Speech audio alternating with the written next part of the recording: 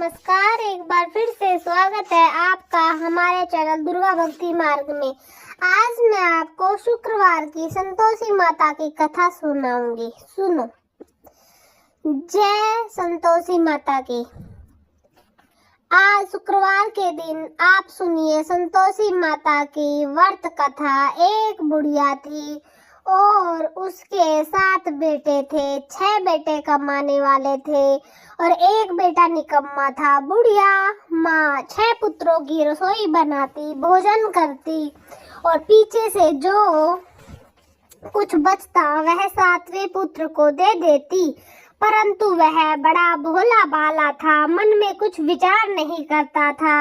एक दिन वह अपनी बहू से बोला, देखो मेरी माता का मुझ पर कितना प्रेम है। वह बोली, क्यों नहीं, सबका झूठा बचा हुआ तुमको ही तो खिलाती है। वह बोला, ऐसा भी हो सकता है क्या? मैं जब तक आंखों से ना देखूं मान नहीं सकता। बहू ने हंसकर कहा, देख लोगे तब तो मानोगे। कुछ दिन बाद बड़ा त्योहार आया। घर में 7 प्रकार के भोजन और चूरमा के लड्डू बने। वह जांचने को सर के दर्द का बहाना कर पतला कपड़ा सिर पर ओढ़कर रसोई घर में सो गया। कपड़े में से सब देखता रहा। 6 भाई भोजन करने आए। उसने देखा माँ ने उसके लिए सुंदर सुंदर आसन बिछाए, 7 प्रकार की रसोई परोसी। वह आग्रह करके जिमाती रही। वह देखता रहा। 6 भाई भोजन कर उठे। तब माँ ने उनकी झूठी थालियों में से लड्डुओं के टुकड़ों को उठाया और एक लड्डू बनाया।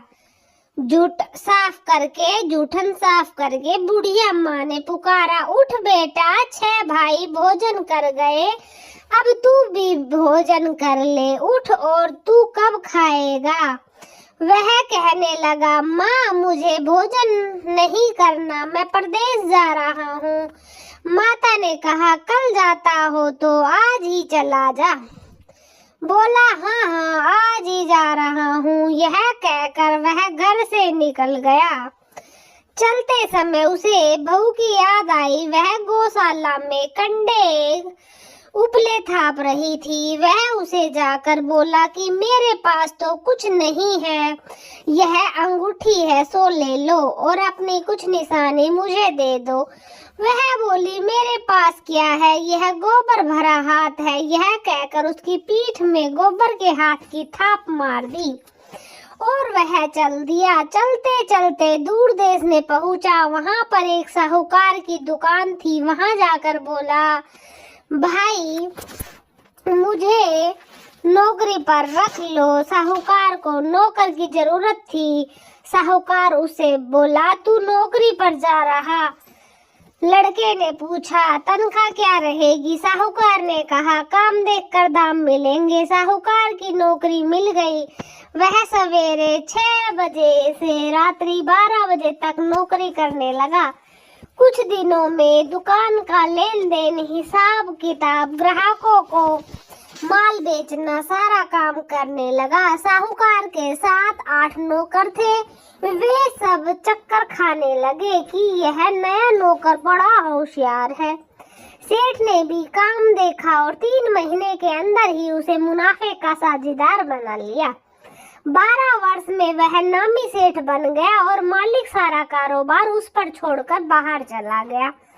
अब बहू पर क्या बीती वह सुनो। सास ससुर उसे दुख देने लगे। गृहस्थी का काम पूरा उसी के पास कराने लगे। लकड़ी लेने जंगल में भेजते। इस बीच की रोटियों के आटे से जो भी भूसी निकलती उसकी रोटी बनाकर रख दी जाती और फूटे नारियल की नरेली में पानी। इस तरह उसके दिन बीतने लगे। एक दिन वह लकड़ी लेने जा रही थी कि रास्ते में बहुत सी स्त्रियां संतोषी माता का व्रत करती दिखाई दी। वहां यह खड़ी होकर कहने लगी, बहनों यह तुम किस देवता का व्रत करती हो और इसके करने से क्या फल होता है? इस व्रत के करने की क्या विधि है? यदि तुम अपने इस व्रत का विधान मुझे भी समझा कर कहोगी तो मैं तुम्हारा बड़ा एहसान मानूंगी।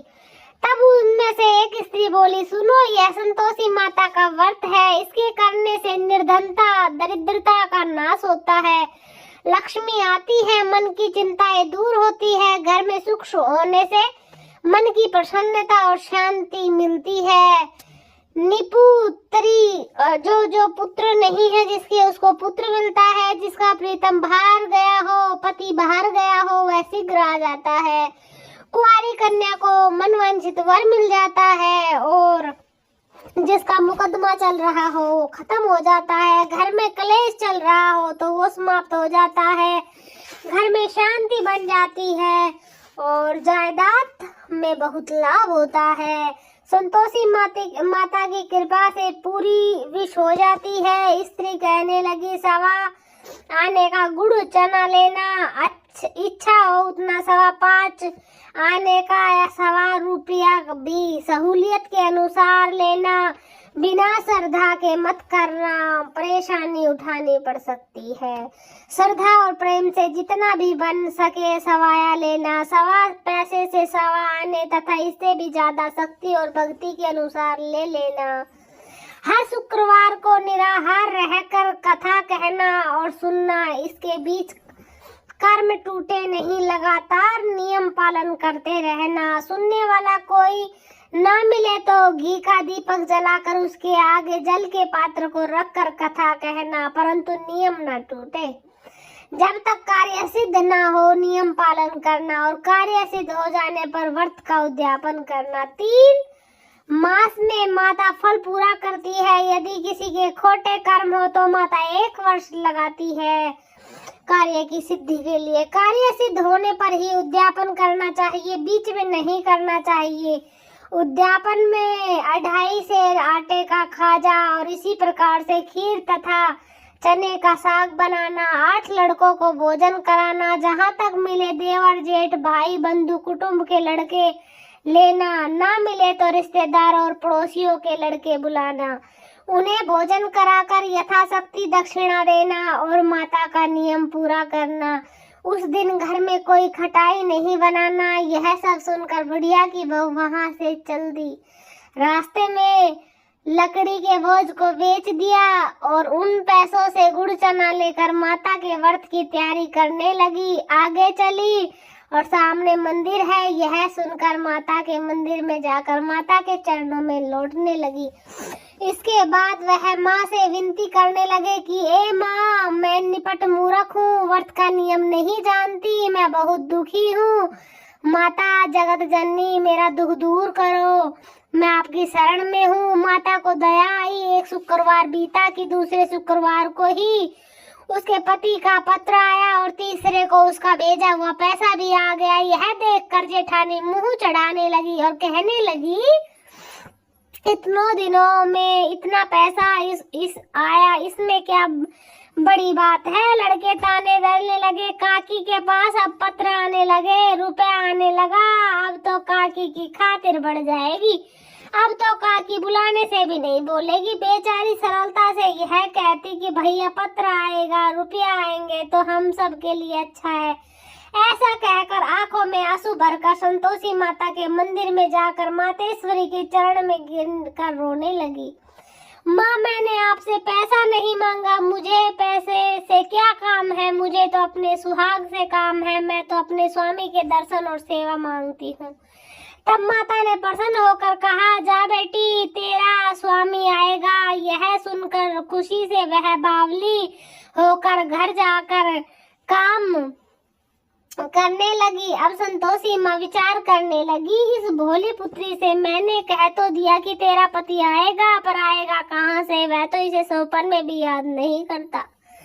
उसे याद दिलाने के लिए मुझे ही जाना पड़ेगा। इस तरह माता ने एक बुढ़िया के बेटे के पास जाकर सौपन में प्रकट होकर कहने लगी, साहूकार के बेटे, सोता है जागता? वह कहता है, माता, सोता भी नहीं हूँ, जागता भी नहीं हूँ, बीच में ही हूँ। कहो क्या आज्ञा है? माँ कहने लगी, तेरा घर बार कहाँ है या नहीं? बोला, मेरा सब कुछ है, माँ बाप है, भाई बहन है, मेरी एक घरवाली है, माँ बाप उसे दुख दे, माँ बोली माँ बाप उसे दुख दे रहे हैं, वह तेरे लिए तरस रही है, तू उसकी सुध ले। वह बोला माता यह तो मुझे मालूम है, परंतु जाऊं कैसे, परदेश की बात है, लेन देन का हिसाब नहीं, कोई जाने का रास्ता नजर नहीं आता, कैसे चला जाऊं। माँ कहने लगी मेरी बात मान, सवेरे नहा धोकर संतोषी माता का नाम लेकर घी का दीपक जलाकर दंडवत कर दुकान पर जा बैठना, देखते देखते तेरा लेन देन चुक जाएगा, जमा माल भी बिक जाएगा,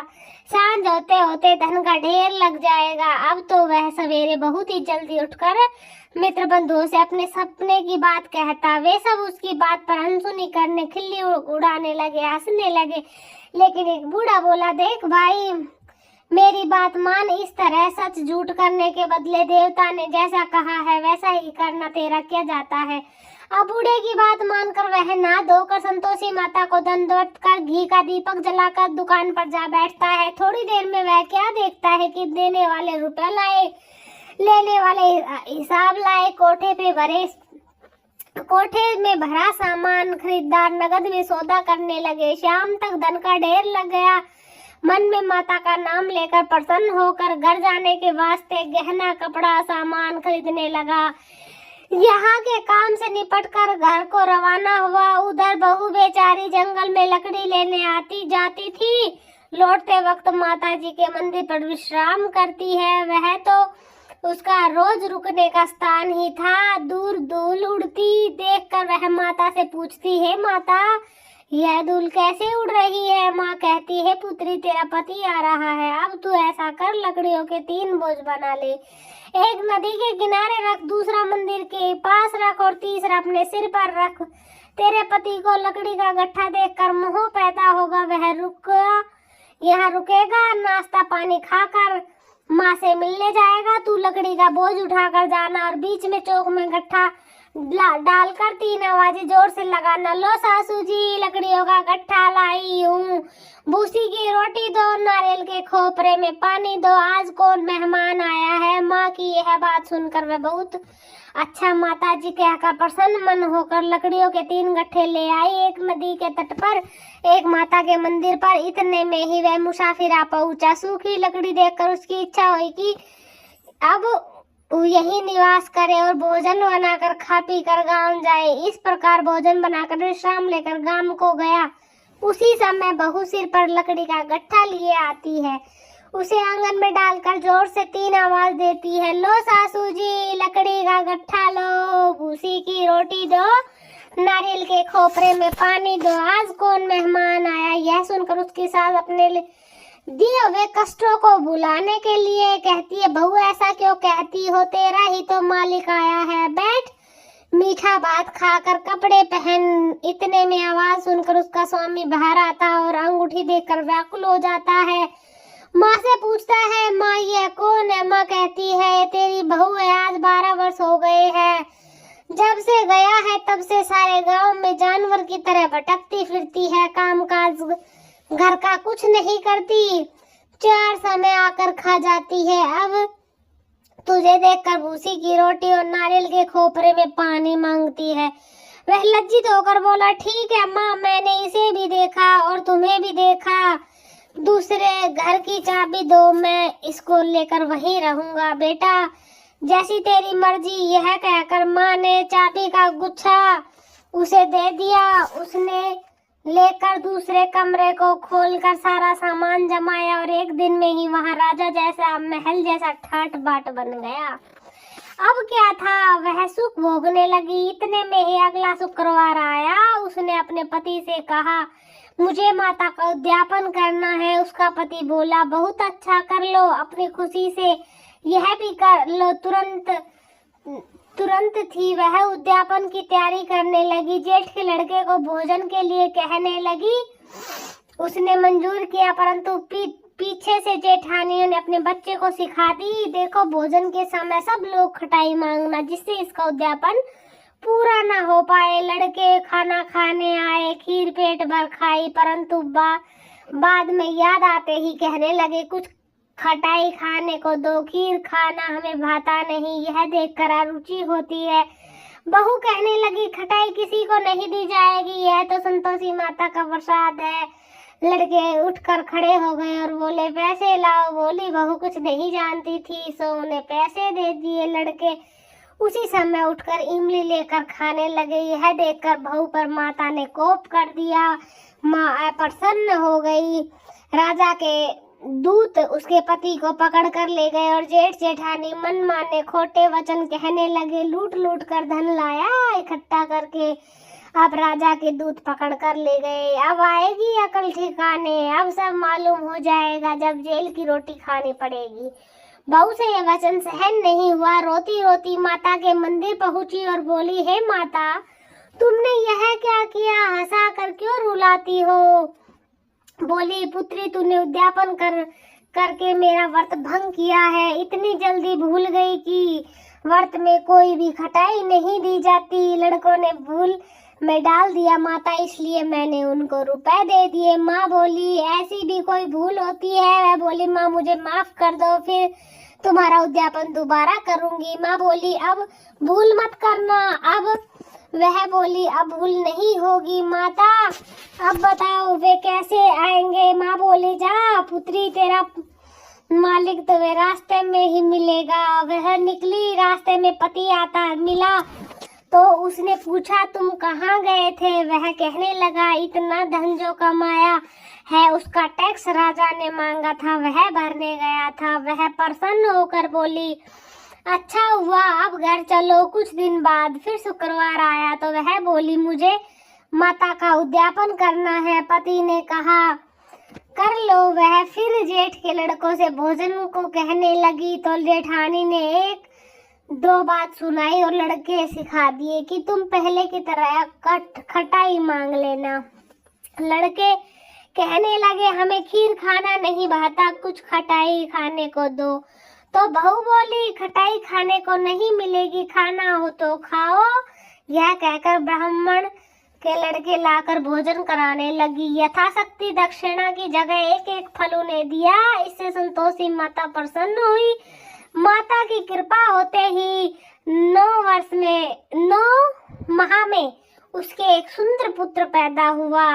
वह पुत्र को लेकर प्रतिदिन माता जी के मंदिर को जाने लगी। माँ ने सोचा कि वह रोज यहाँ आती है, आज क्यों न मैं ही इसके घर चलूं, इसका आसरा देखूं। यही सोच विचार कर माता ने भयानक रूप बनाया। गुड़ और चने से सना मुख, ऊपर से सूंड के समान होठ, उस पर मक्खियां भिन भिना रही थी। दहलीज में पैर रखते ही उसकी सास चिल्लाई, देखो देखो कौन चुड़ैल आई चली आ रही है, लड़कों इसे भगाओ नहीं तो हमें खा जाएगी। लड़के डरने लगे, चिल्लाकर खिड़की बंद करने लगे। बहू रोशनदान में से सब देख रही थी। प्रसन्नता से पागल होकर चिल्लाने लगी, आज मेरी माता मेरे घर आई है। यह कहकर बच्चे को दूध पिलाने से हटा दिया। इतने में ही सास का क्रोध फूट पड़ा कि बोली कि इसे देखकर कैसे उतावली हुई जो बच्चे को पटक दिया। इतने में माँ के प्रताप से जहाँ देखो वहाँ लड़के ही लड़के नजर आने लगे। बहू बोली, माँ जी, मैं जिसका व्रत करती थी वही संतोषी माता आज हमारे घर आई है। इतना कहकर झट से सारे घर के किवाड़ खोल दिए और सबने माता के चरण पकड़ लिए। विनती कर कहने लगे कि माता, हम मूर्ख है, अज्ञानी है, तुम्हारी व्रत की विधि हम नहीं जानते। तुम्हारा व्रत भंग करके हमने बहुत बड़ा अपराध किया है। हे माता, बहू को जैसा फल दिया वैसा सबको देना। जो यह कथा पढ़े और जिसको सुनाए उन सभी की मनोरथ पूर्ण करना। तो प्रेम से बोलिए, संतोषी माता की जय। आप सभी को कैसी लगी संतोषी माता की ये शुक्रवार की प्यारी सी कहानी? कमेंट में जरूर बताएं। धन्यवाद।